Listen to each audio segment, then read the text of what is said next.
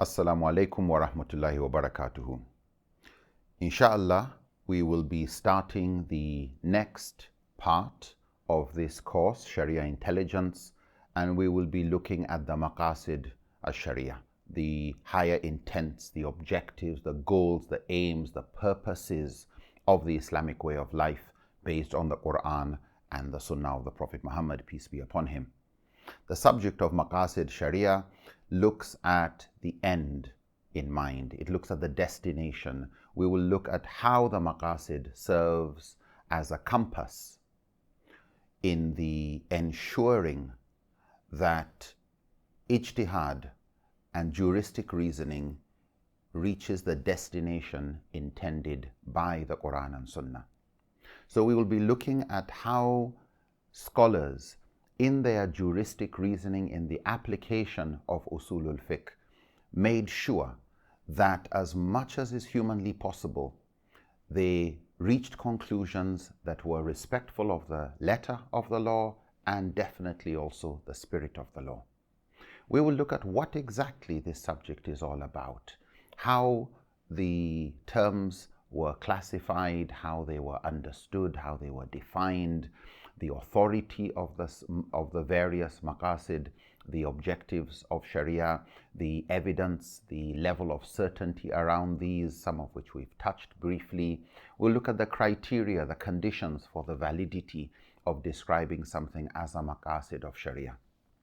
We will look into the lives of the companions of the Prophet, peace be upon him, and during the life of the Prophet, but also during the time of the companions. How were maqasid identified? How were they applied?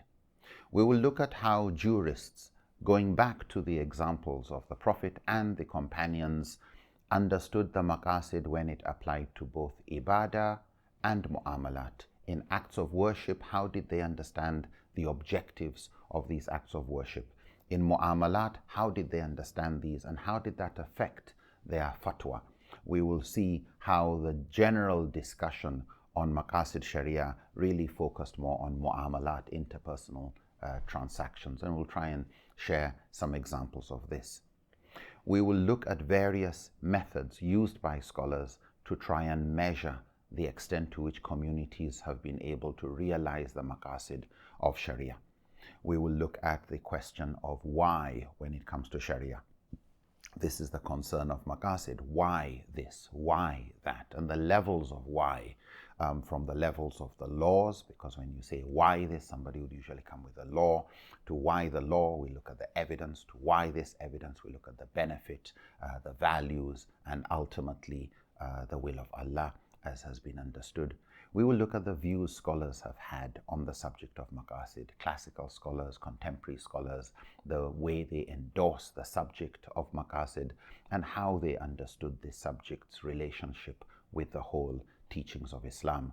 We will see how maqasid plays a role as a compass on the map of usulul fiqh, regulating usul to ensure that the maqasid of the Quran and Sunnah were realized.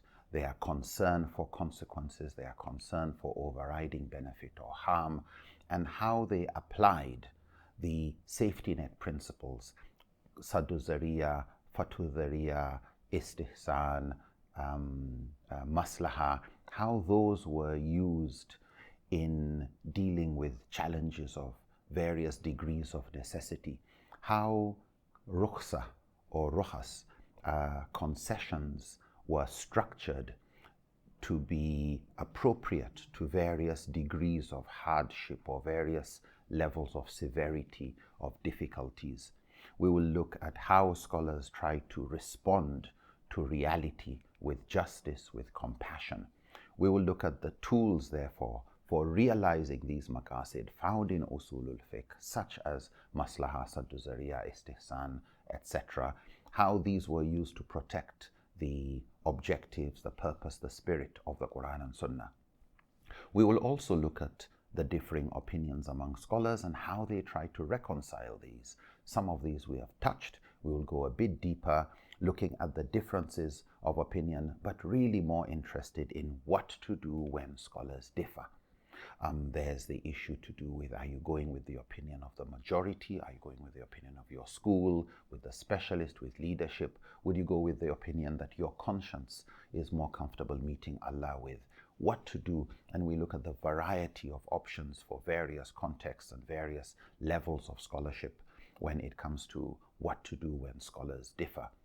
Of course, we will touch on the subject of triangulation, where we bring together the synergy between usulul fiqh, qawaid al-fiqhiyah, and maqasid sharia as critical thinking toolboxes that help in improving the quality of fatwa, in being able to better recognize fatwas that have expired, laws that need reform or modification, and as always, the importance of learning how to agree to disagree agreeably when scholars differ on issues to do with ijtihad.